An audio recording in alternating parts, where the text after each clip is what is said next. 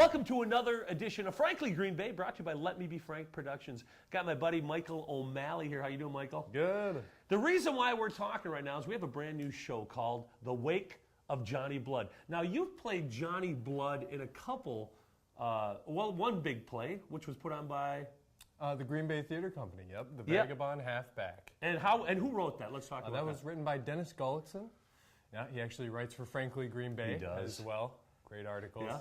And a very historic play, and it was all extremely accurate. So it was a lot of memorizing of dates and timelines. You play Johnny Blood, and you actually kind of resemble him with stature, and actually you're into theater like he was, into stuff. He was an introspective type of guy. Let's talk about the person Johnny Blood. How do you see him? Well, I see him as a free spirit, most certainly. Starting off riding on top of train cars, but past that, he was very athletic, and he was also very talented artistically, which I think at that time in American history, it was either one or the other.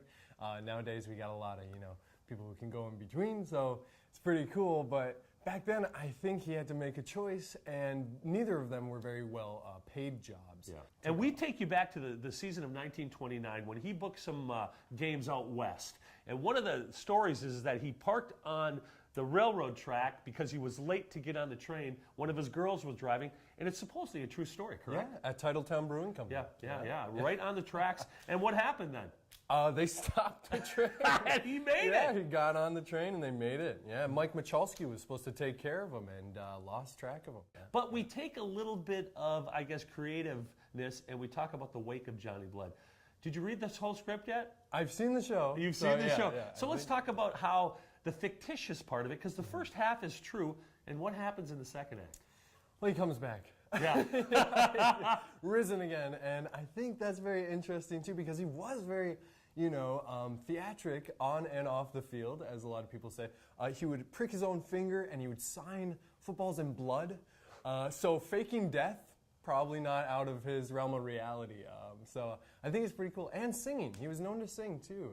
Johnny had a way with women, didn't he, too? Yeah, he most certainly did.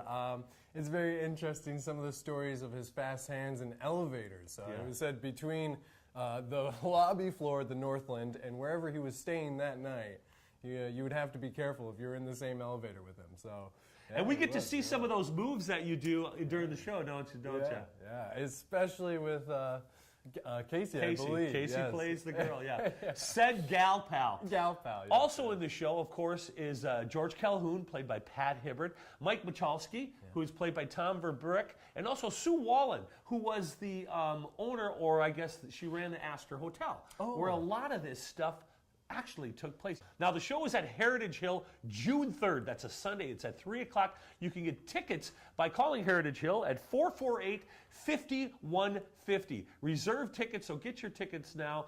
Call Heritage Hill. It's the true story of Johnny Blood halfway, and then the second part. And it's brought to you by Let Me Be Frank Productions, which started a new company, which we call Historical Green Bay. What do you think of that, by the way? Sounds pretty fun and funny. Yeah, we're going to do a lot of shows about the history of Green Bay, and of course, Johnny Blood being such a polarizing figure. Hey, join us for the wake of Johnny Blood at Heritage Hill. Thanks for joining us, Johnny. Thank you. All right. See you next week as we bring you another creative person from northeastern Wisconsin.